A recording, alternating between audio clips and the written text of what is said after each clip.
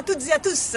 Nous sommes le vendredi 5 mars 2024 et je suis à Nancy. Donc vous avez vu l'écriteau de la Cité du Judiciaire, mais maintenant vous allez découvrir le bâtiment qui est derrière moi. Bâtiment que personnellement je trouve horrible, avec les couleurs très sombres. Et lorsque je suis arrivée tout à l'heure à 14 h, il est actuellement 15h35, lorsque je suis arrivée à 14 h, je me suis dit, est-ce que ces couleurs sombres sont un bon ou un mauvais augure pour la chose que je venais chercher dans ce tribunal? Alors, si vous vous souvenez, en juillet dernier, juillet 2023, j'ai déposé plainte pour déni de justice et complicité de harcèlement moral avec le rectorat de Reims contre un juge administratif, un membre de la cour administrative d'appel de Nancy. Je vous rassure, la cour administrative d'appel de Nancy, ce n'est pas ici. Je vais faire une autre capsule pour vous montrer le bâtiment. Et donc, quand j'ai déposé cette plainte, eh bien, je l'ai adressée au procureur de la République de Nancy, qui s'appelle François Capin-Dulost. Et un mois plus tard, le 25 août 2023, j'ai reçu un avis de classement sans suite.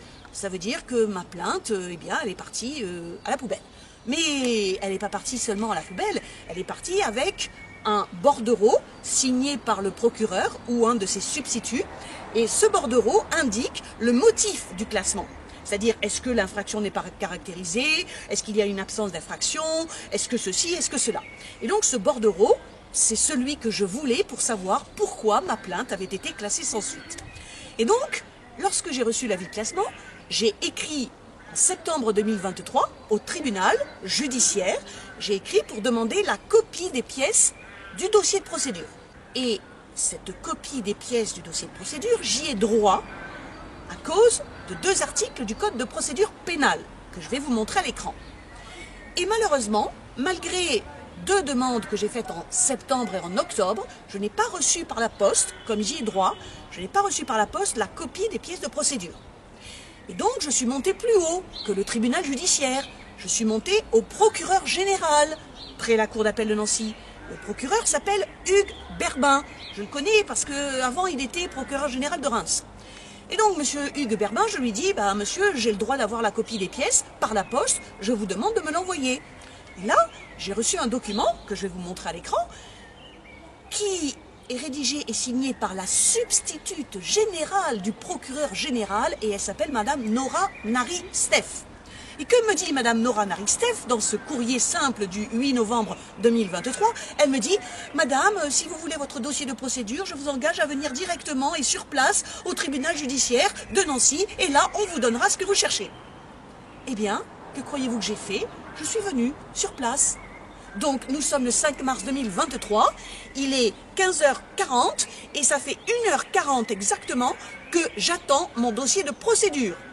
Et figurez-vous que le pauvre employé du bureau d'ordre m'a dit qu'il avait cherché en vain, pendant 1h30, il a cherché en vain mon dossier de procédure concernant la plainte que j'ai déposée contre Éric Mess pour déni de justice. Il l'a cherché en vain à plusieurs endroits, dans les archives, dans le bureau d'ordre, au service copie, et il ne l'a pas trouvé.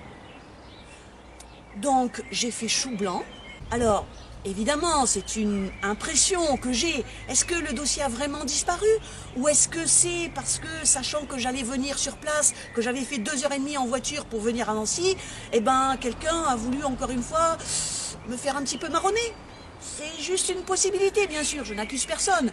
Mais en tout cas, sachez bien que pour la suite, eh bien, dès le lundi 7 mars, je vais envoyer un petit courriel d'interpellation à ce cher procureur de la République, François Capin-Dulost, et je vais lui dire, cher monsieur, je ne vous lâcherai pas, eh bien, puisque votre service fonctionne pas trop bien concernant les archives, je vous réclamerai ce dossier jusqu'à ce que je l'obtienne. Voilà.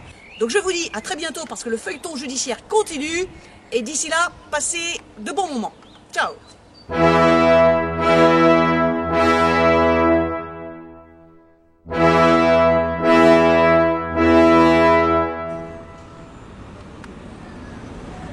Rebonjour.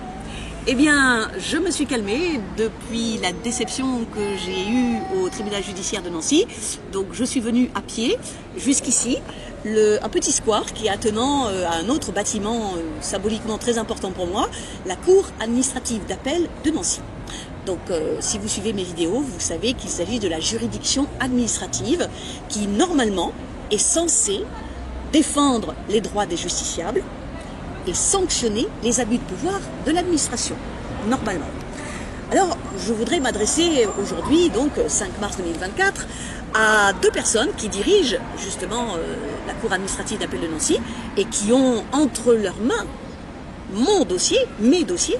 Donc il s'agit de Madame Pascale Roussel, qui est nouvellement présidente de la Cour administrative d'appel, et de Monsieur Christophe Wurtz, qui est président de la 3e chambre de cette Cour administrative d'appel.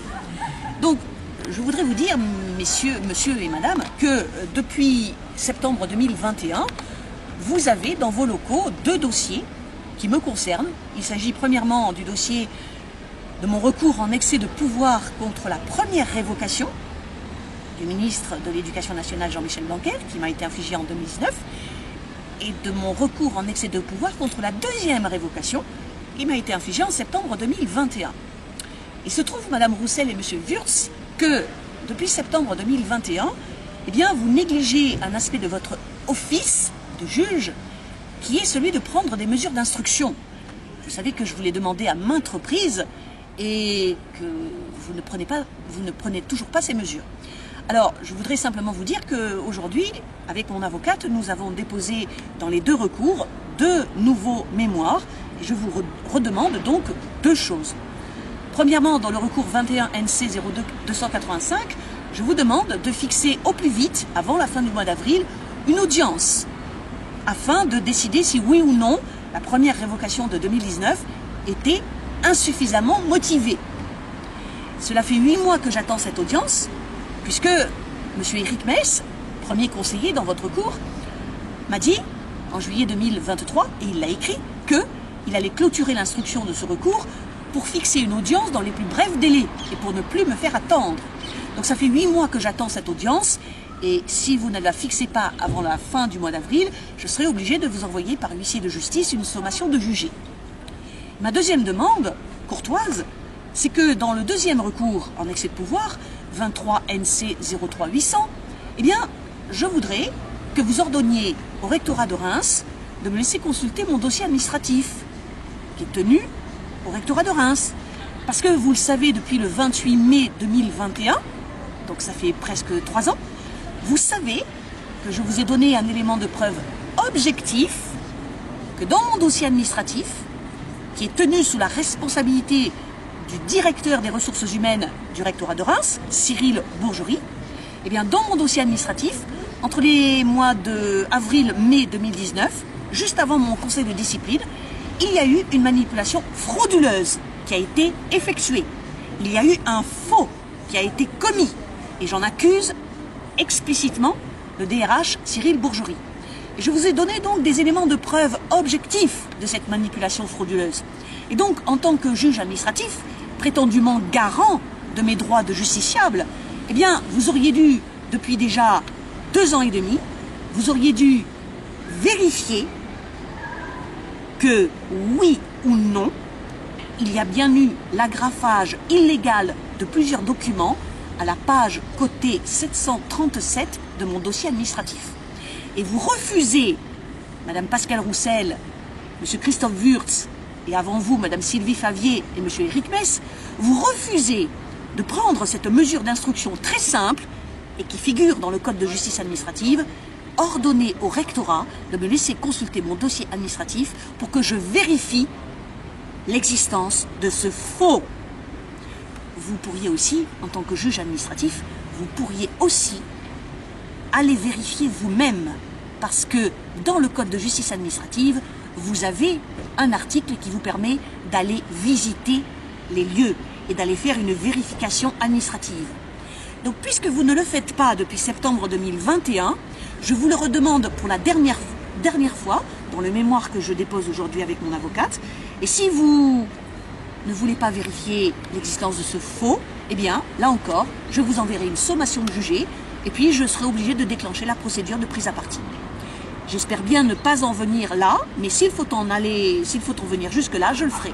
Parce que mon combat de justiciable et de citoyenne pour défendre mes droits et pour sanctionner une administration qui est devenue mafieuse, eh bien je le poursuivrai jusqu'au bout et j'espère bien qu'il servira d'exemple à d'autres citoyennes et citoyens de la République.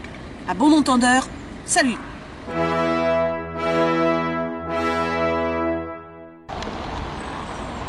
Éric Nicolas et Christophe Gobin, quand allez-vous vous intéresser à mon dossier explosif contre le délit de justice d'un membre de la Cour administrative d'appel de Nancy qui s'appelle Éric Mess?